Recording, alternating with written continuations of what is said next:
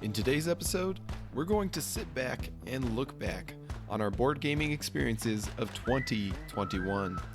I'll be joined once again by Camille as we chat about our year in review, including highlights, low points, most played games, and other Bitewing Games adventures. My name is Nick Murray, and you are listening to the Bitewing Games podcast.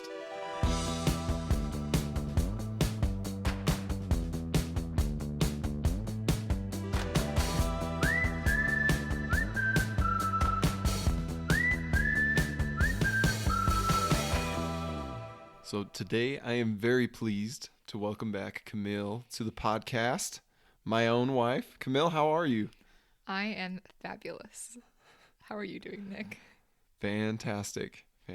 Camille, did you know that our episode together is in the top 5 most popular Bitewing Games podcast episodes? Wow, I did not know that. Yeah, people must really like you. Or they really wanted to know about good games for couples and 2 players. Yeah, that's probably it. But I'm flattered anyways. We'll take it as a compliment, right? So today we're just going to keep it chill. You know, Christmas is this very week that we are recording. And I really didn't want to work too hard on this episode. But I still wanted it to be a fun time and something enjoyable to discuss and listen to. So I thought we would just have a little year in review here and just talk about some of the experiences we've had with board games and gaming and Bitewing Games this year. So how's that sound to you? Sounds good.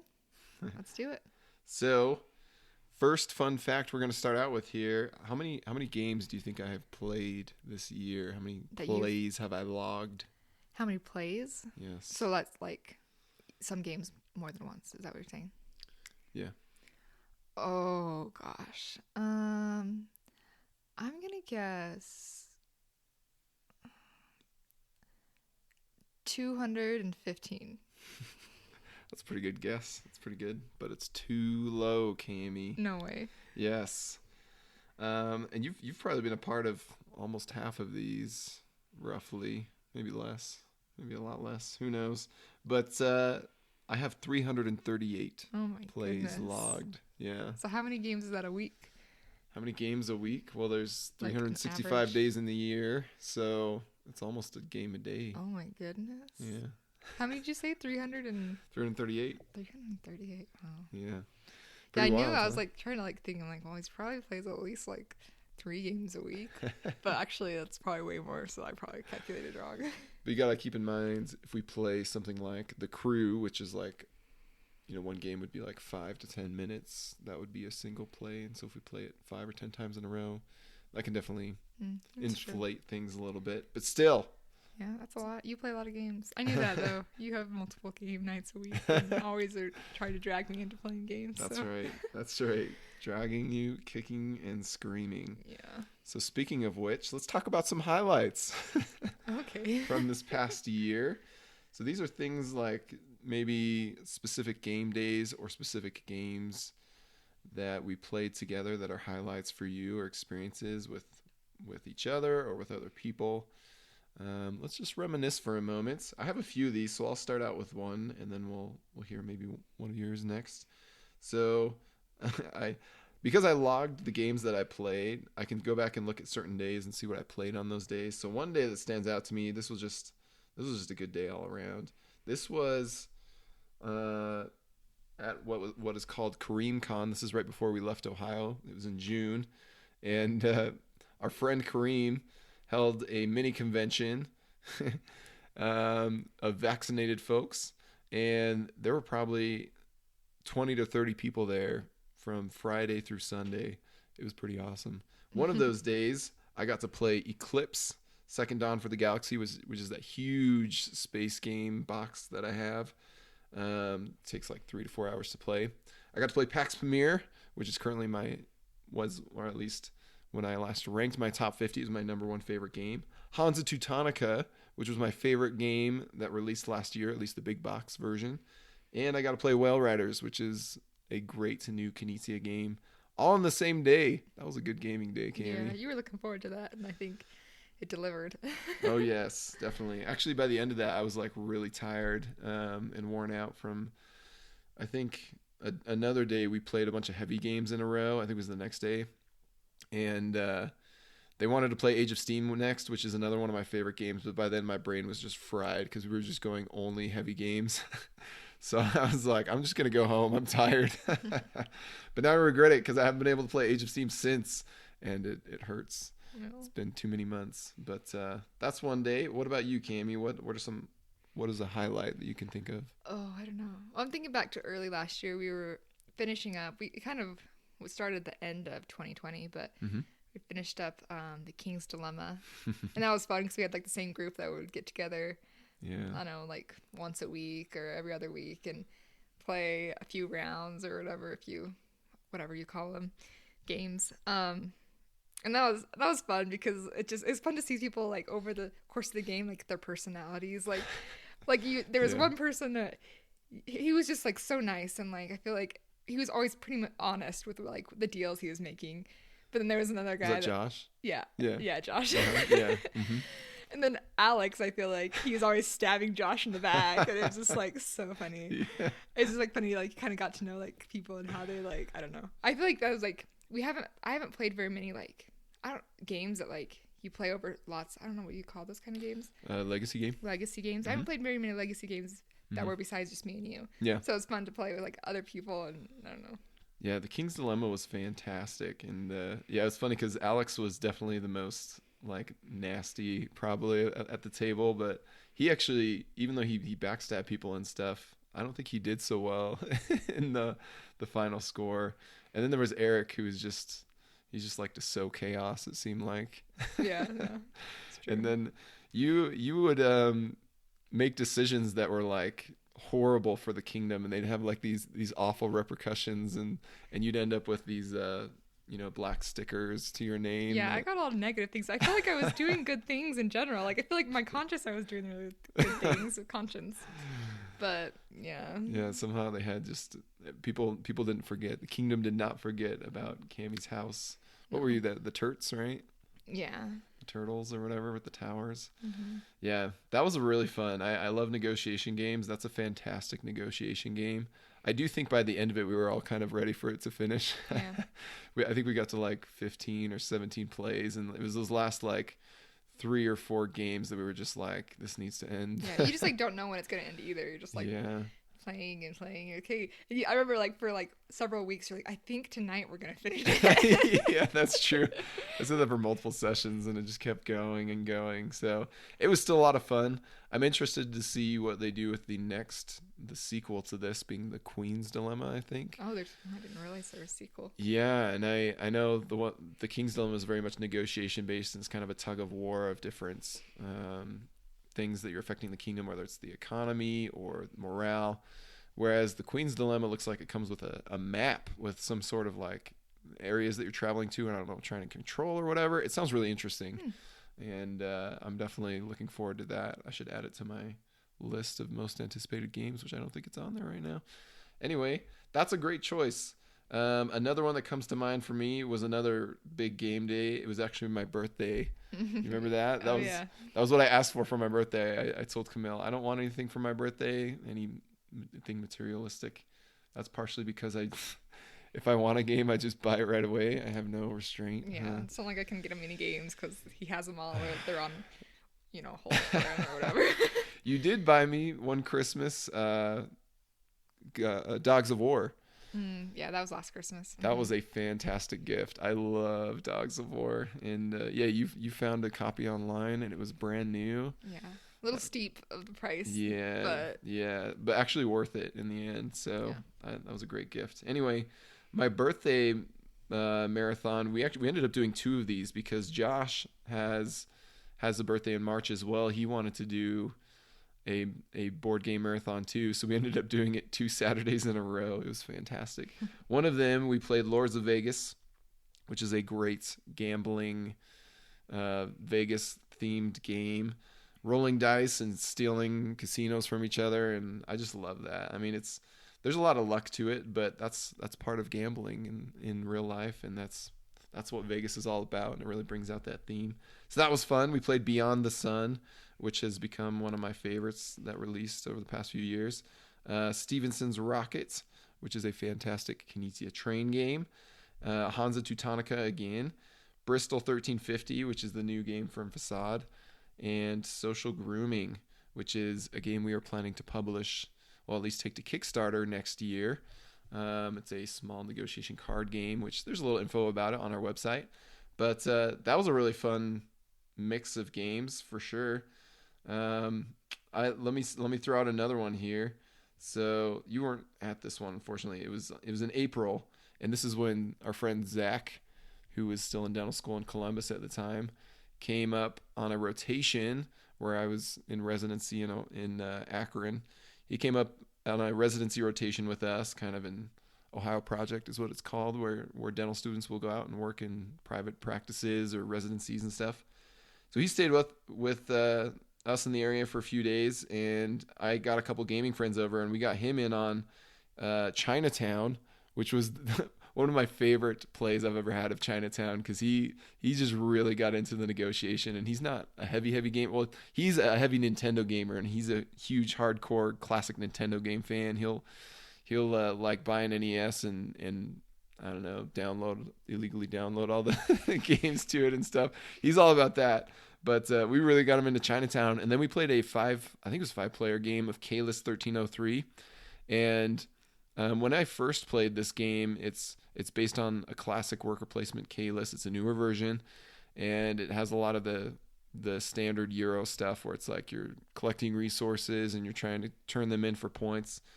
But that play was particularly mean, and that's what's made this game really grow for me as one of my favorite worker placements. So that was a really fun day. Do you have any other highlights from this year? Oh, I don't know. You've obviously played way more games than I have. Yeah. Well, a few months ago, my family came to visit us here in Arizona, and it was fun. We got my dad and my mom into playing Crokinole, and Yes. it's like impossible to get my dad to play any game, but he played with this game with us, and he like actually really enjoyed it, so that was fun. And actually my mom was like surprisingly really good too. Yeah.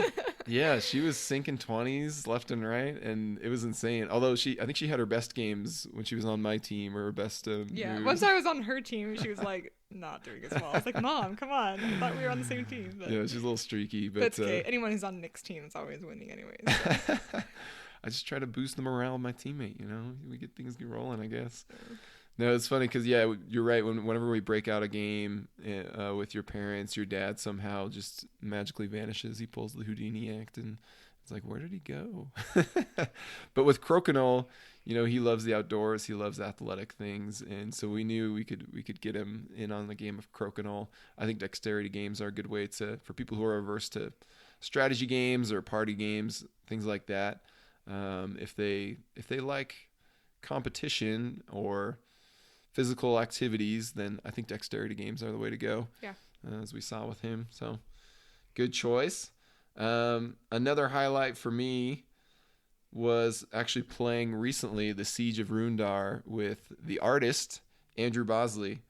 And so Andrew lives here in Prescott, pretty close to us, and we go to the same church. And he's a super nice guy. It's been fun to meet him and kind of learn about some of the stuff that he has going on. A lot of exciting projects that he's working on that are, can't be disclosed in these settings. But he has never played the Siege of Rundar, although he illustrated it for publisher Ludonova. And I couldn't resist. This was one of the games that I was most excited about, so I couldn't resist ordering it from Europe and having it shipped here. It actually wasn't too bad as far as the cost, but we've been playing it a few times. You probably played it 3 times, right? I played it 3 times, yeah. Yeah, and every time, there's been a couple times where we've gotten close, and there's one time where we played 3 players with my brother, and we were pretty close then, but every time we've lost. Yeah, and then you go and play with Andrew once, and you win it, and I was like, what? Yeah, so if you feel like, for those of you who own this game or who eventually pick it up and start playing it and like us feel like there's just no hope of winning, all you got to do is call up Andrew, the illustrator, and play with him, and he's going to win it on his first play. So, no, that was a lot of fun, and it was kind of cool to hear some of the insights that he had behind why he designed things, and he was impressed with the game too, because he didn't really know very much about how it played. He was just given instructions from the publisher, like illustrate this or design this in this way. And so when he actually got to see how the mechanisms play together and stuff, he was really impressed and had a great time. And we won. I think we escaped with 5 gold nuggets, which you start with 20. And if you escape with any amount, it's counted as a win. But obviously, if you escape with more, then that's even more impressive. But we were just happy to win the game at the normal mode. So that was definitely a highlight for me. A great time playing Siege of Rundar with illustrator Andrew Bosley. Do you have any others, Cammy? Oh, I think I'm out. I don't know. Yeah, that's it. I mean, yeah, the rest of it's just been miserable, hasn't it? Yeah, pretty much. So speaking of miserable moments, it's fun to talk about the highlights, but it's also kind of fun to talk about the low points and open those old wounds and pour salt in them, I suppose. So, Cammy, do you have any particular games or memories from this past year of gaming that you're not particularly fond of? Oh, well, here's the thing. All right, buckle up. I can't think of a specific game, Mm-hmm. but sometimes when like games like when there's too many like decisions, like Mm-hmm. or there's just like, okay, you can do all these different things, and like Yeah. you have to think about all like, okay, which way, like which path is going to get me the most points, but I have to think through all these things. Yeah. That just really overwhelms me. Yeah.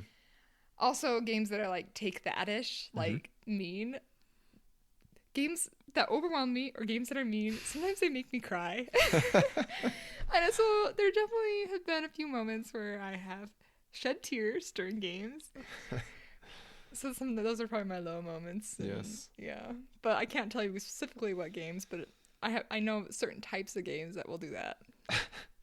Yeah, and sadly, you're not the only person I've made cry in board games this year, but it's never my goal. But sometimes I gravitate towards mean games, and then I do mean things, and even sometimes it's not intentionally mean. It's just doing what's best for me, and it's a side effect. But yeah, there are certain games you don't like, kind of like, I know you don't like Scapegoat very much, huh? Oh, yeah, that's the worst. That's probably like one of my biggest meltdowns. That was like probably last year though that I had that meltdown. Yeah, that came out last year. But yeah, I just like, I feel like I'm always the scapegoat, and it's just like, Yeah, it's true. it's like the worst. It's like so mean because like everyone is just like against you, and it's just like, instead of like there being like one winner and other people are just like everyone else is kind of the loser, you know? It's like everyone else is the winner and you're the loser. It's like sucks so bad. And it's like everyone's playing a prank on you. Yeah. One time we played that with some friends. You were the scapegoat twice in a row. Yeah, huh? and like I just had to storm out of the room. We were at their house. We were like not even like in the same, like in a different town at their house. I had to like leave the house and go for a walk around the neighborhood. She needed a breath of fresh air. Yeah, because I was just like, I was mad, and I was like gonna like, I don't know, punch something. Oh man, yeah. Camille gets really competitive in games actually, and so if you bring out her competitive side, then she brings her emotions into it too, and her full heart. She puts her heart into all of it, don't you? Yeah, I can't hold back. For me, there were a few games that were my low points. One of them was when I backed Dice Throne Adventure, and then we played that, and we didn't even finish it. We busted out that huge box and started playing through it, and it's a dungeon crawler mixed with Yahtzee combat, and it just slowed the game down so much, and we were just like inching our way through the tiles, and eventually we just looked at each other and we're like, do you just want to be done? Yeah. Which that was too bad because we like Dice Throne decently good. Like, you know, we played that quite a bit and we really liked that one. So, yeah. Kind of a bummer. Yeah, so we passed that on. And Juicy Fruits is another one that neither of us really cared for, huh? Even though it's like, you know, nice, fancy wooden fruit tokens and a colorful vibe, and you're making ice cream and sliding fruit baskets around on your island board and doing all this fancy stuff. It just came out to like, I'm sliding this to pick up some fruit, and then I'm gonna convert the fruit into points, and then the game was over.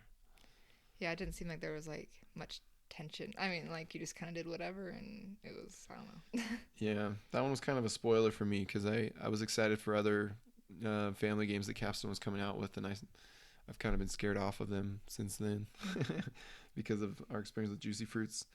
And then two other games that, oh man, these were probably the worst of the worst, though. These ones, like, they weren't as fast as Juicy Fruits, and wasn't as easy to just quit on it like Dice Throne. It was Lisboa and Imperial Steam. These are two super heavy games. You would hate these with a fiery passion, Camille, because like you said, there's just too many things to take in and digest and figure out. And the problem with these two games, I understand. People have told me Lisboa is very thematic. It's like based in Portugal, and you're building things up after a catastrophe, and all these little mechanisms are so thematic and stuff. But when you don't read the 50-page rule book and the player aids, that this would blow your mind. The player aids are like larger than a lot of normal games rule books. Oh my gosh. And they handed me a player aid, and they're like, here, you just got to look through this. And I was like, I am not reading this. This is ridiculous. Yeah, that's another turn off for me if I have to read too much in a game. Yeah, and I was trying to eat a pasty while they were teaching me Lisboa, and I was just like, I'd rather just not think and enjoy my pasty than have to try to cram this information into my brain. But I tried to power through it, and it was just miserable.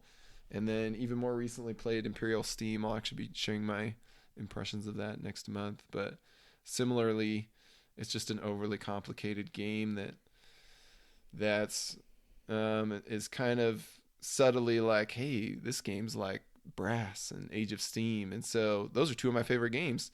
So I was interested to try it, and then it takes the worst parts of those games and forgets about the best parts, and it's just a miserable experience, at least for me. So those are my low points of the year. A few games that, sometimes with board gaming, it's all about social compromise. You're getting many people together, or at least a few people, and you all got to agree on to play something that maybe not everyone is most desiring to play, but hopefully everyone comes away satisfied. That's the goal of any game session. Anyways, do you know what the first game is that we played this year? It was very early on in January. It was right after we had our second child. Gosh, that was all like. And I dragged you into it. Probably got not getting any sleep. And so, I do not know. It was with my mom was there helping out. Okay. Was it Durian? Durian, sorry. Yeah. No, that's one that we played with your mom, though. Oh. Mm-hmm. Yeah, and that was a great time, actually. We played that like 5 or 6 times, and that was probably my favorite sessions of Durian, was just playing it 3 players with your mom and That was fun. just messing with each other and laughing. Oh. That was a great time. No, so the first game we played this year was actually Rococo. Oh, yeah, that Deluxe like Edition. Dress game. Yeah, the dressmaking game for the party or whatever. Very fancy components. I think it was the first time we had ever played it, and we managed to drag my mom into it, which is amazing. This is like a medium weight Euro that, like, normally I would never try to get my mom to play something like this, but I suppose the theme eased things a little bit, and it's actually a pretty straightforward game to teach. I found it, like, she caught on pretty quickly, you caught on, and you were both playing very well. So that was the first game we played this year. That's kind of crazy, huh? Mm-hmm. Right after you had a baby, and then next thing you know, you're playing this big box Rococo. But it was fun. Rococo's a good solid Euro. I played it 1 or 2 more times, and eventually, I know there are a lot of Euros out there, and they all kind of start to blend together. I feel once you start playing a whole bunch of them, at least for me, if this is your favorite type of game, then you're gonna love all the little differences between them. But I feel like probably for you too, they start to blur together. Yeah. And if they don't really stand out in a way that really strikes a chord with me, then it's like I'm okay with never playing this again. Yeah, if you've got other ones you prefer anyways, then you probably pull out something else. Yeah. So that was the first game. The very last game that I've played, I'm sure we'll play some more before the end of the actual year, the calendar year, but the very last game I played was last night, The King is Dead 2nd edition. Is that different than the one we've played? No. Oh, it's the same one. Yeah, that's the same one. Do you remember much about that with the cubes and the 8 cards and stuff? Mm-hmm. Yeah, so I played that a few times now, and I enjoy playing it, but it's one of those games where I feel like the people who play best are the ones who keep track of and memorize what everyone else has played, and then they analyze what are my opponent's opportunities remaining, and then how can I take advantage of that knowledge. And I am not a card counter. I don't keep track really well of what people have played or what they've collected and is now hidden information to me. And so that's a hard game for me to feel like I'm strategically making a big impact or playing really clever moves. I feel like the king is dead. The more I play it, the more it's just one of those games where I'm just kind of rolling with the punches, and I hope at the end I win. But it's very hard to control that. I think, but I did win last night. It was the first time I've won the game. Good job. And it was kind of a weird ending because it was with 3 of us, and I played with Jim. I don't know his last name, but he's one of the designers of Pax Porfiriana. It was pretty cool. I met him last night. We played The King is Dead together, and both of us went out of cards, and we were in the running to win. And then the third guy, Adrian, did not have a chance of winning, but he had one more decision to make, and it was either going to cause me to win or the other guy to win. So it was just like classic king making. So that was kind of a weird ending. But he just randomly chose, and Lady Luck chose me to win. So that's The King is Dead. Okay, let's go on to our most played games. A lot of these, because I play games with you and I'm with you the most, a lot of these games are actually games that you have played, and you're the reason that these are the most played games. So I want to hear your guesses, Camille. What are our most played games this year?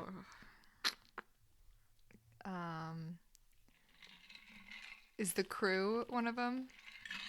No, was that The Crew last is year? not. That was the last year. We Year. did play The Crew 100 times last year. Oh my gosh. Okay. Exactly 100.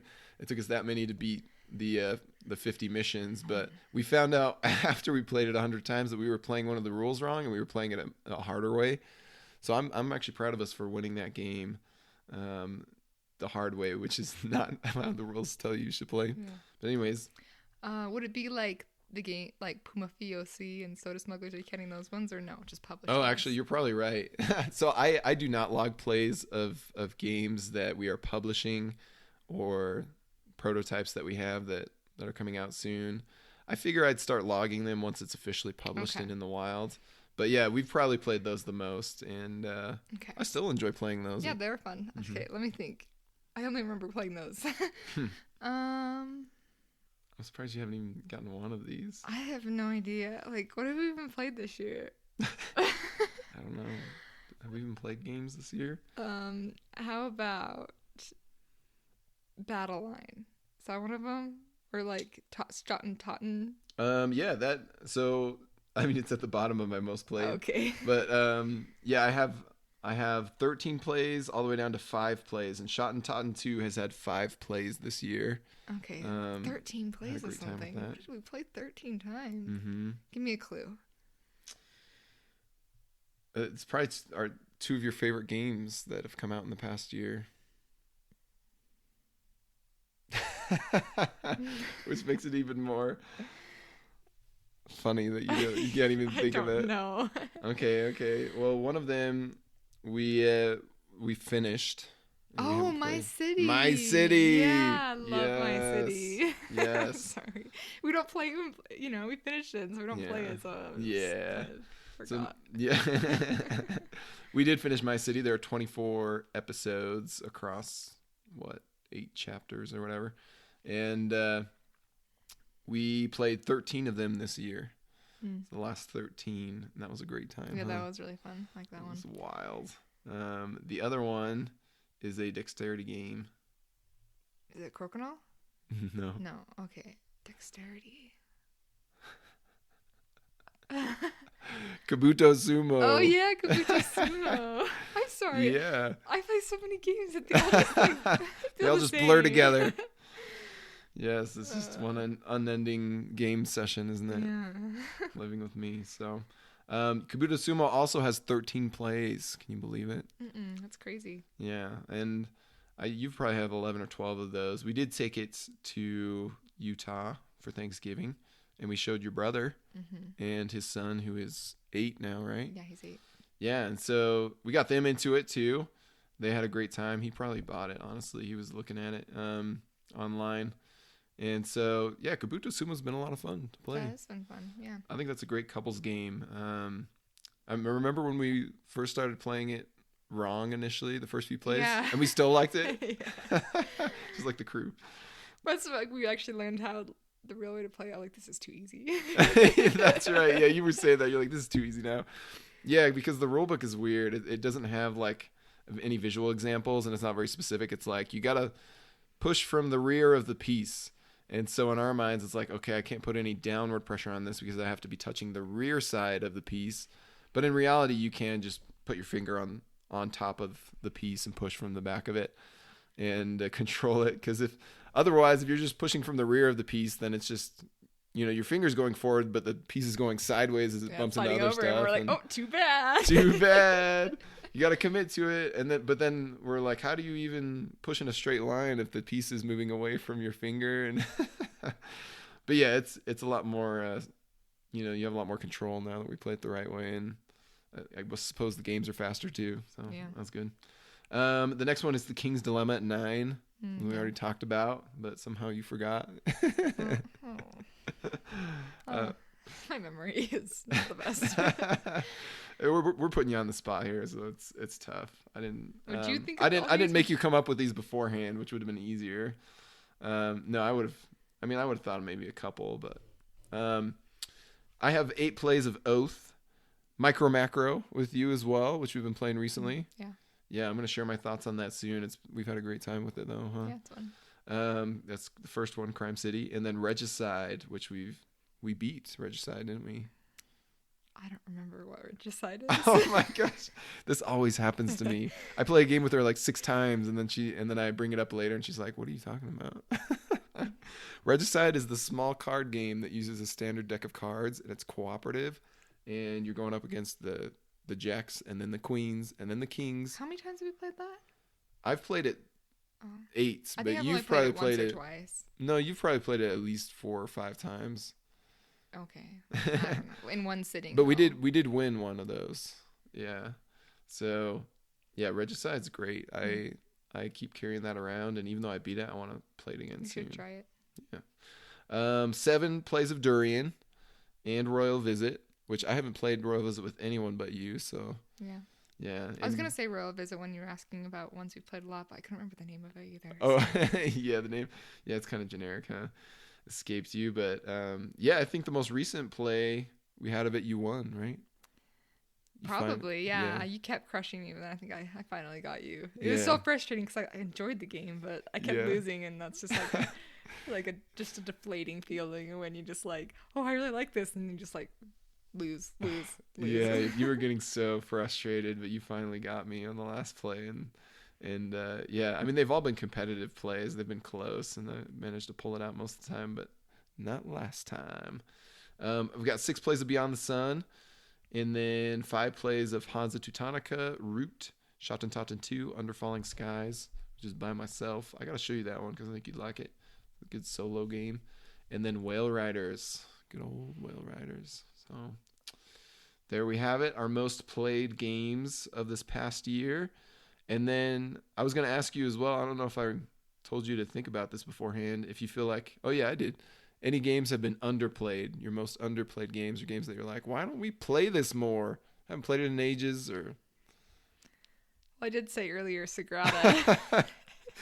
I do really like Sagrada, but Nick got rid of it without telling me, so that was really sad. That's not true. That's not true. I'm pretty sure I got your okay to sell that, and then I did sell it, and then you're still, it sounds like, wish that we still had it. No. Ironically, I sold it to a guy who said that he sold it, and his wife was mad at him for getting rid of it. So he bought it from me. That's super funny. That is funny. I don't know. I feel like we just have enough games that are kind of like Sagrada. We have Azul, which is great, and there's just so many games out there like that. And we haven't played Sagrada in probably 2 years now. So I just felt like it was time to get it out of here. So sorry. It's okay. I forgive you. We'll play it again someday, probably. Actually, I heard the last podcast, Ryan was telling me there's a Sagrada Legacy coming out.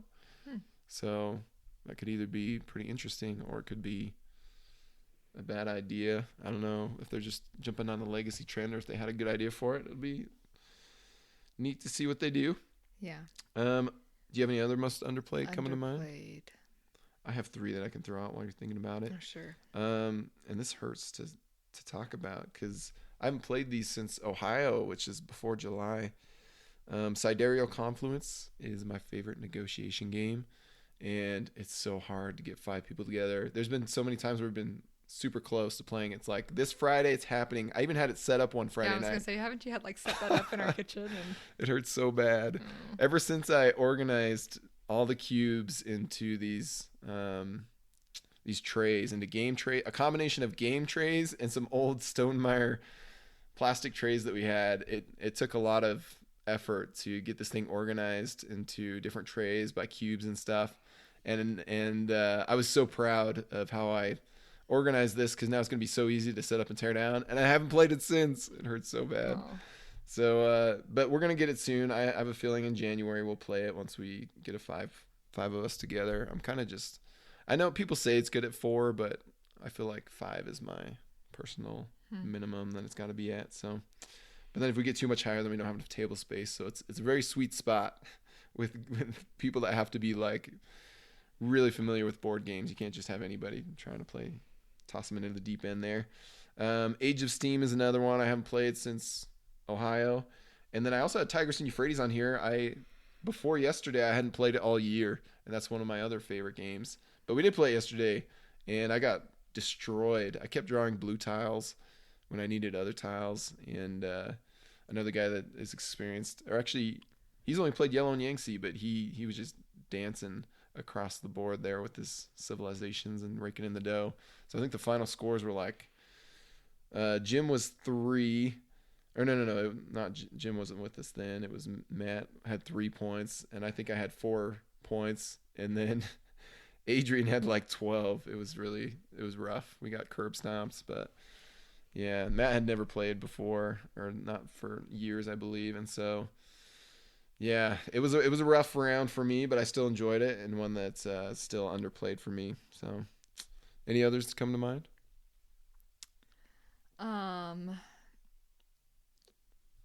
Lost Cities. Ooh, yeah, I love Lost Cities. I don't know, any of those like card games that are like kind of fun, and we do like those. Huh? I like those a lot. I don't know, maybe just because like I feel like they're simple enough, but I feel like they can be kind of strategic still, like make decisions and totally. I don't know, those are always fun. Those are like my preferred probably games. Those games and like any kind of like puzzly type game are what I lean towards. So yeah, I remember we got Lost Cities. Only last year, actually. It took us a long time to pick up a copy and actually try it. And we got Point Salad at the same time, and we were playing those back and forth, having a good time. Some simple card games, and Lost Cities lives on in our collection. Point Salad, we eventually were like, yeah, we can pass this on. But yeah, Lost Cities is fantastic. One of my favorite 2-player games. But we have an entire shelf of 2-player games. It's funny because it seems like all the publishers have this unwritten rule of when you have like a fairly approachable 2-player game, they have to go into a small square box. And so almost all of the 2-player games we have are in that same size box. And we have so many options. It's hard to rotate through them frequently, but Lost Cities we've played probably 6 or 7 times now, and it's still fantastic. We haven't even tried the other side of the board, which adds in another color. Oh, really? I should sometime. Yeah, something else is either Patchwork or New York Zoo, like some polyominoes. Like, need some more of that in my life since we finished my city. Give me some of that, right? Yeah, no, we have played some New York Zoo here and there. That's the newer one that we acquired, and so that kind of made Patchwork fall to the wayside, but I do really like Patchwork. We need to play that again. It's been too long, huh? And I think part of the reason that we haven't played those types of games as much recently is because I've also been playing a lot of Trailblazers on Tabletop Simulator with the designer Ryan Courtney, because we just barely announced that is the next game we are taking to Kickstarter. It's also a spatial puzzle game, it does scratch a similar itch where you're arranging things together in an optimal way, and you're drafting things similar to, although it's not rondel drafting like New York Zoo and Patchwork. It's more Seven Wonders style where you're passing cards. But you have tried an earlier version of Trailblazers. Mm-hmm. Back when back when we first got it, I was just brainstorming ways to add in travelers, basically, because at that point there were no like actual hiking, biking, kayaking figures that were functionally part of the game. And so I had one crazy idea that we kind of had fun with, and it was like it added an engine building to it. And then I pitched it to the designer, to Ryan, and he's like, no, he shot it down like instantly. No, he actually tried it, and but he's kind of been really focused on making this a very approachable game. Very, very different from Curious Cargo, which is a brain melter, and Pipeline. Which I think is good. It's another audience. So. Yeah, I think a lot of people just expect having those two come out as his first two published games. A lot of people, everyone just expects for him to have these really complicated games come out that are just going to melt your brain, and it's only for that kind of audience that he designs. But Trailblazers has proven that wrong. And so even though I tried to add more stuff to it, he figured out a better way to keep it pure and streamlined, but still add in a traveler's expansion, which you haven't tried that, but that's pretty cool there. You kind of move along your trails and you're trying to keep up with them before they hit a dead end. But anyway, yeah, we were talking about Patchwork and New York Zoo. Yeah, spatial puzzle games are a lot of fun. We just talked about in the last episode, so that's a good choice as well. Well, anything else that comes to mind thinking about this past year with Bitewing Games and playing games in general, Camille? It's been fun. It's been a trip, hasn't it? Yes, it's been a trip. I'm curious, what's your, I mean, I probably shouldn't say because they're more like children to me, but do you have a favorite game of the Criminal Capers collection, and can you share like why that one has been your favorite, or what do you think? Hot Lead, Soda Smugglers, and Puma Fiosi, because Camille has probably played these games more than, I mean, not more than me, but more than almost anyone in the world besides Reiner and his testers as well, and Kyle probably. But I don't know. I feel like it's changing. I feel like at the beginning, like Soda Smugglers was like my jam and stuff, you know. But I don't know. I'm probably the Hot Lead, honestly. Yeah. Yeah, I think that one's fun. I don't know what it is about it. It's a quick one. It's the fastest of the bunch. Oh, is it? Yeah. Yeah, it's just cool trying to think about like what other people are, you know, like gonna put down, that you, because you're all putting your cards down at the same time, so you're just trying to think about, okay, you know, I want to try to get this card, you know, like how high or low they're gonna go. And, yeah, so it's fun. Trying to outfox each other. We played a lot of Puma Fiosi too, huh? Oh yeah. Yeah, with our last podcast, I remember we talked about 2-player games, and we talked about how that one's been a lot of fun to play with just two, especially when you add in, his name used to be Luigi when Reiner gave us the rules, but we changed it to Tony because that sounded like more of a mafia name. But yeah, when you add in the deck and you're trying to work around that as well, I think that's still my favorite way to play Puma Fiosi, was with 2 or 3 players. Yeah, that one's fun too. It's hard to pick because they're all really, really fun. So. Yeah. Well, I'm especially excited to finally get, I mean, the games we've been playing with have some artwork or most of the artwork, but Hot Lead is missing all the characters, and now we have 19 of them. That's kind of crazy. It's going to be a very different looking game once we get that final version in. So hopefully we'll have some samples soon from the manufacturer, and we can share that in the next Kickstarter update. But yeah, there's a lot to look forward to next year. I'm going to be sharing next month my most anticipated games of 2022. It's wild that we're almost onto that year, but you probably won't be part of that episode, Cammy. So do you have anything you're most excited about for next year as far as games?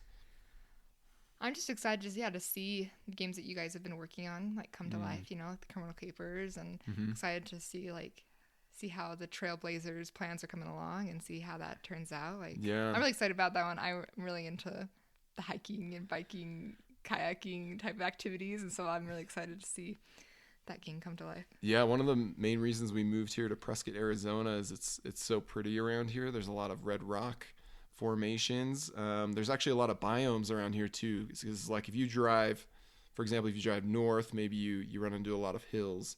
Whereas if you drive southeast, you're into the mountains with trees. And if you go like straight east or west or whatever, you're in a lake surrounded by red rock. And so it's very diverse around here. Lots of trails for hiking and biking, and then lots of lakes for kayaking. So we've been sampling a lot of this theme in real life, and it's funny because I did a lot of research into what kind of artist we should hire for this project, and stumbled across an artist by the name of Seth Lucas. And if you look him up, he does a lot of things within this theme already, like patches and book covers and things that have to do with the outdoors.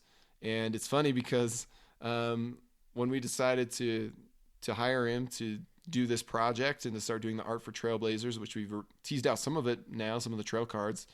Camille, you saw a patch on his website that you own. Yeah, you were showing me like his website. Like, what do you think of this guy? I'm like, I actually have that patch on my backpack. So it's pretty cool. Yeah, it's like it's destiny, huh? And then we went up to the Grand Canyon Visitor Center, and we saw a book on the shelf, and even from like 20 feet away looking at it, it's like, that looks like a Seth Lucas book.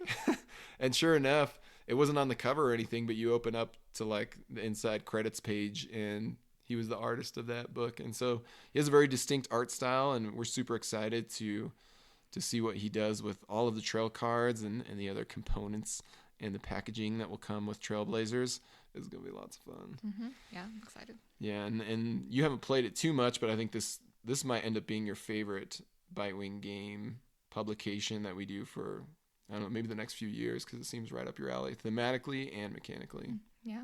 So, cool. Well, there you have it. The Bitewing Games 2021 year in review with our guest coming back once more to serenade us with her voice. Camille, thank you for joining again. Oh, you are so welcome.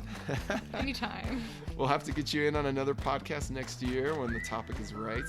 And in the meantime, we hope everyone has a happy holiday season. Merry Christmas to those who celebrate it. Happy New Year, and so on and so forth. Goodbye. Bye.